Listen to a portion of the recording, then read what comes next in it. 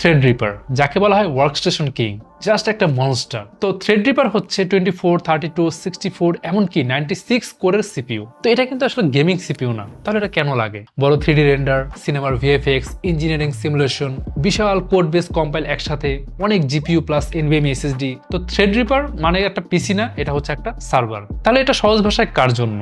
Studio professional workstation ইউজারদের জন্যই এটা basically বানানো হয়েছে, জেনারেল ইউজারদের এটা দরকার নেই। এবার হচ্ছে রাইজেন জে সিরিজ। তো হ্যান্ডহেল্ড গেমিং এর জন্য আসলে এই সিরিজটা বানানো হয়েছে। রাইজেন জে সিরিজ থাকে হ্যান্ডহেল্ড গেমিং ডিভাইসগুলোতে, লাইক রগ অ্যালি, লিজিয়ন গো টাইপ, এগুলো আর কি।